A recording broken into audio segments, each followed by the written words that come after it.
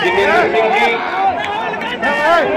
वीरेंद्र पटनायक जी, नरसिंह मिश्रा जी, भूपेश बघेल जी, जयदेव जैना जी, शरद पटनायक जी, सत्यभूषण साहू जी, पार्टी के हमारे सब नेता कार्यकर्ता, NSUI, यूथ कांग्रेस, महिला कांग्रेस, सेवा दल के हमारे सब लोग, प्रेस के हमारे मित्रों, भाई और बहनों, आप सबका यहाँ बहुत बहुत स्वागत।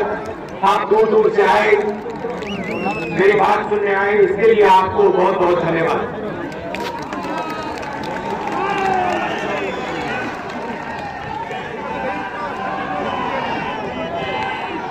बरगद ओडिशा का धान का कटोरा माना जाता था और आज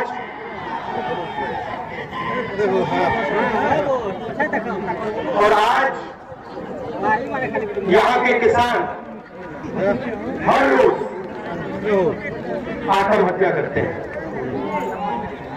एक दिन नहीं निकलता जब हिंदुस्तान में या उड़ीसा में कोई ना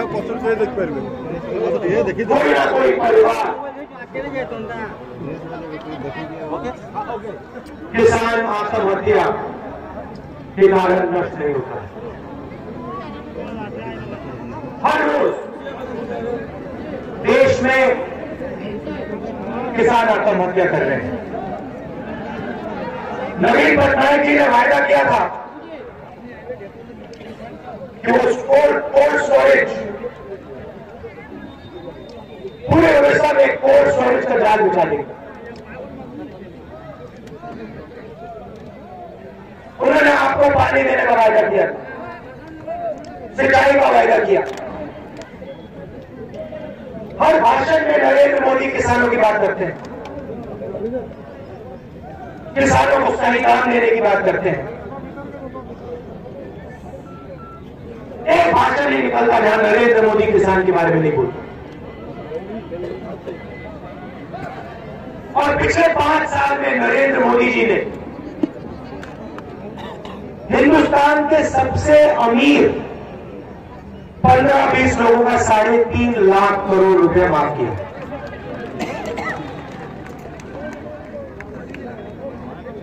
उनके पास पैसे की कोई कमी नहीं है, प्राइवेट हमारे हाथ में होते हैं और नरेंद्र मोदी जी उनका कर्जा माफ करते हैं। विजय माल्या, नीरव मोदी, मेहुल चौकसी, ललित मोदी, अनिल अंबानी, ये नाम है। 45,000 करोड़ रुपए बैंक का अनिल अंबानी को, 35,000 करोड़ रुपए नीरव मोदी। मगर जब हिंदुस्तान उड़ीसा का किसान कर्जा माफी की बात करता है, हाथ जोड़ के नवीन पटनायक जी से, प्रधानमंत्री से कहता है मेरा भी थोड़ा सा कर्जा माफ कर दीजिए, फाइनेंस मिनिस्टर अरुण जेटली जी कहते हैं नहीं, किसान का कर्जा माफ करना हमारी पॉलिसी नहीं है, हम नहीं करते। छत्तीसगढ़ के चीफ मिनिस्टर बैठे हैं, कुछ ही महीने पहले चीफ मिनिस्टर बने। नवीन पटनायक जी आपको यहां पे धान के लिए 1600 रुपए देते हैं। छत्तीसगढ़ में हमने 3 वायदे किए किसानों के लिए। 10 दिन के अंदर छत्तीसगढ़ के हर किसान का कर्जा माफ हो जाएगा। भाइयों बहनों, ये छोटी बात नहीं है, ये बहुत बड़ी बात है। दूसरा वायदा, जो भी जमीन छत्तीसगढ़ के किसानों से ली गई, जिसपे कारखाने बनने थे, अगर उस जमीन पे 5 साल के अंदर कारखाना नहीं बना तो वो जमीन उद्योगपति से लेकर वापस किसानों को, आदिवासियों को दे दी जाएगी। और तीसरा वायदा, छत्तीसगढ़ में धान के लिए 2,500 रुपए किसान को दिए जाएंगे। हे भाई हे कौन है ये? हम ऐसे ही देना चाहते थे, छत्तीसगढ़ के किसानों को संदेश देना चाहते थे कि आप अकेले नहीं हो, ये देश आपका है, आप हर रोज अपना खून पसीना देते हो, इसीलिए छत्तीसगढ़ की सरकार आपके साथ खड़ी होगी, मध्य प्रदेश की सरकार, राजस्थान की सरकार आपके साथ खड़ी होगी और आपका कर्जा माफ होगा। और मैसेज हमने थमा के किसान दिया। मैंने बघेल जी से कहा था, देखिए चुनाव जीतने के बाद 10 दिन के अंदर कर्जा माफ हो जाना चाहिए। और मैं गर्व से कहता हूं, भूपेश बघेल जी ने 6 घंटे के अंदर किसान का कर्जा माफ कर दिया। और उसके 1-2 दिन बाद छत्तीसगढ़ के हर किसान को, हर धान के किसान को 2,500 रुपए, और 1 महीने के अंदर बस्तर में टाटा कंपनी के पास जमीन थी, 5 साल से उसमें कुछ नहीं हुआ, वो जमीन आदिवासियों को वापस दी।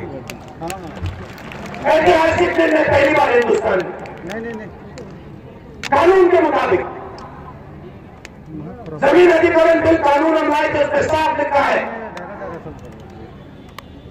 जमीन बिना किसान के पूछे नहीं ली जा सकती। अगर किसान ने अपनी जमीन दी तो मार्केट रेट से 4 गुना ज्यादा पैसा उसके बैंक अकाउंट में जाएगा, और अगर जमीन पर 5 साल के अंदर कुछ नहीं हुआ तो जमीन वापस किसान को मिलेगी। छत्तीसगढ़ के चीफ मिनिस्टर ने जमीन अधिग्रहण बिल कानून को लागू किया, सिर्फ ये किया। दूसरी तरफ नरेंद्र मोदी लोकसभा में, राज्यसभा में उस कानून को रद्द करने की कोशिश करते हैं। 3 बार भाइयों बहन, 3 बार उन्होंने उस कानून को बदलने की कोशिश की, क्योंकि वो आपसे आपकी जमीन चोरी करना चाहते हैं, जमीन चोरी करना चाहते हैं और 15-20 उद्योगपतियों को फ्री में देना चाहते हैं, वो हिंदुस्तान बनाना चाहते हैं। यहां नवीन पटनायक जी ने कहा कि कोल्ड स्टोरेज का जाल बिछाएंगे, फूड प्रोसेसिंग प्लांट्स लगाएंगे, सिंचाई का काम करेंगे। और आपने देखा यहां पे ना उन्होंने सिंचाई का काम किया, ना फूड प्रोसेसिंग यूनिट लगाए, ना कोल्ड स्टोरेज थी।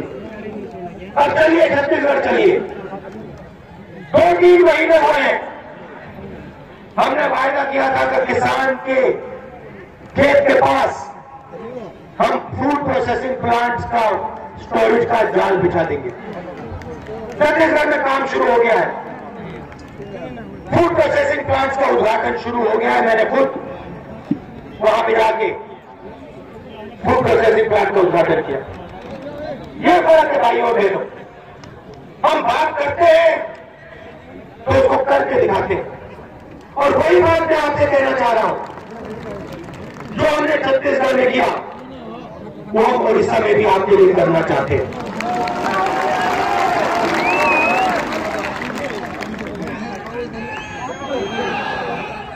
और बहुत आसानी से कांग्रेस पार्टी ये काम ओडिशा की जनता के लिए कर सकती है।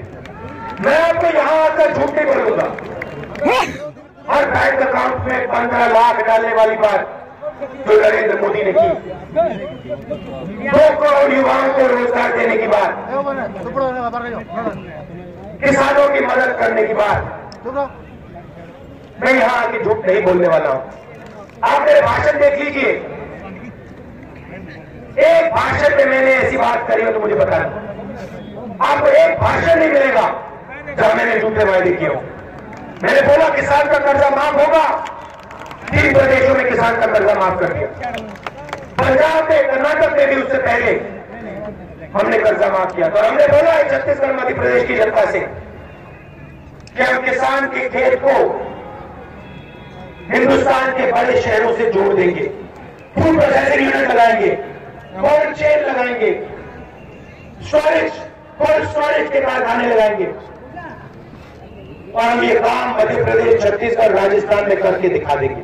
मगर हम ये काम आपके लिए भी करना चाहते हैं और आपको कांग्रेस पार्टी को समर्थन देना पड़ेगा, वोट देना पड़ेगा। मैं आपसे पूछना चाहता हूं, ओडिशा की जनता, ओडिशा के युवा बाकी प्रदेशों में जाकर रोजगार ढूंढते हैं। ओडिशा बेरोजगारी का सेंटर है।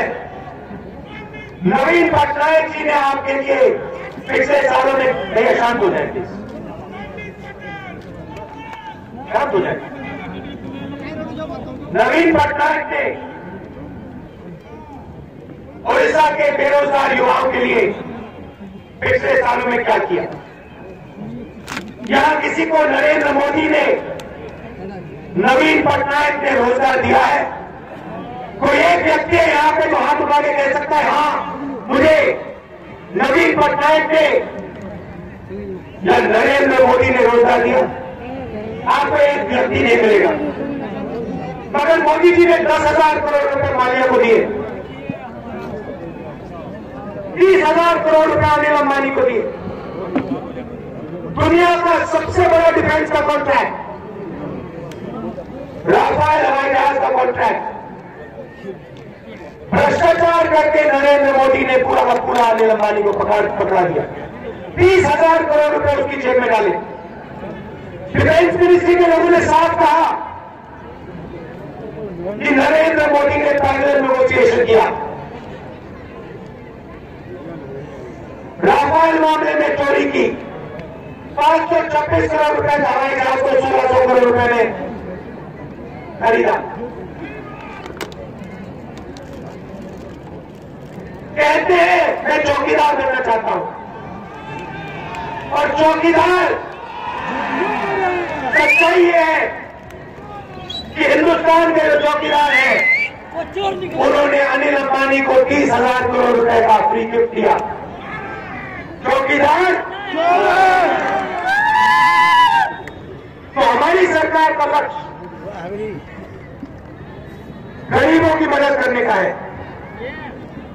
आज आपको न शिक्षा मिलती है, न अस्पताल में आप इलाज करा पाते हो। नरेंद्र मोदी, नवीन पटनायक पूरा शिक्षा का सिस्टम, स्वास्थ्य का सिस्टम प्राइवेटाइज करने में लगे हुए हैं। हम सरकार का पैसा अस्पताल, कॉलेज और यूनिवर्सिटीज बनाने में लगा देंगे।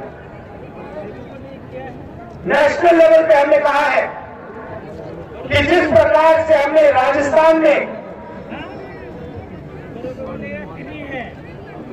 स्वास्थ्य का अधिकार दिया, उसी प्रकार हम नेशनल लेवल पे हिंदुस्तान के हर नागरिक को स्वास्थ्य का अधिकार देंगे और कम से कम पैसे में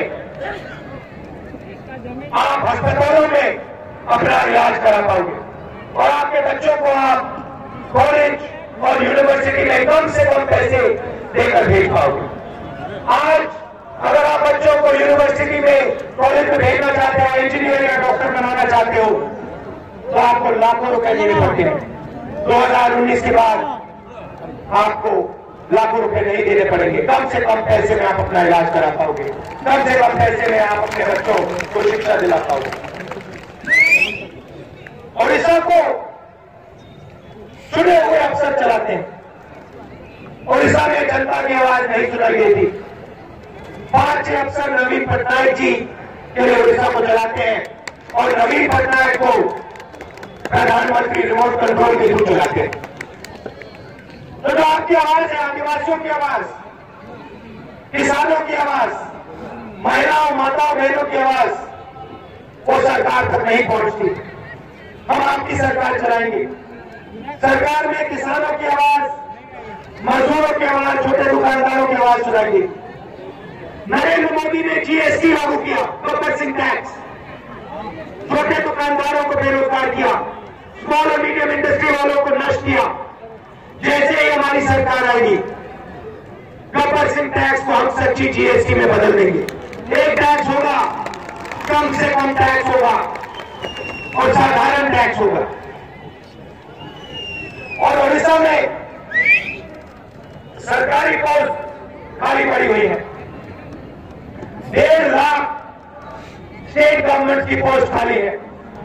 30,000 स्कूल टीचर्स की पोस्ट खाली है और 5,000 मेडिकल स्टाफ की पोस्ट खाली है। जैसे हमारी यहाँ सरकार बनेगी, हम इस पोस्ट को भरने का काम शुरू कर देंगे, आपको रोजगार देने का काम शुरू कर देंगे। भाइयों बहनों, मैंने नरेंद्र मोदी जी के भ्रष्टाचार के बारे में बोला, थोड़ा सा मैं नवीन पटनायक जी के भ्रष्टाचार के बारे में भी बोलना चाहता हूं। पूरा प्रदेश जानता है कि 5,000 करोड़ रुपए चिट फंड के मामले में चोरी किया गया है और 50,000 करोड़ रुपए माइनिंग स्कैम में नवीन पटनायक ने अपने मित्रों को आपका पैसा चोरी करके दिया है। मैं आपको आश्वासन देना चाहता हूं, चाहे वो दिल्ली की बात हो, उड़ीसा की बात हो, जिसने भी जनता का पैसा चोरी किया है, भ्रष्टाचार किया है, उस पर हम कार्रवाई करेंगे और न्याय आपको दिलवाएंगे। अंत में चुनाव का समय है। कांग्रेस पार्टी विचारधारा की लड़ाई लड़ रही है। हम देश को जोड़ने की बात करते हैं, सब धर्म को, हर जात को, हर प्रदेश को, हर भाषा को जोड़ने की बात कर रहे हैं और नरेंद्र मोदी जी नफरत फैला रहे हैं और देश को तोड़ने की, बांटने की बात करते हैं।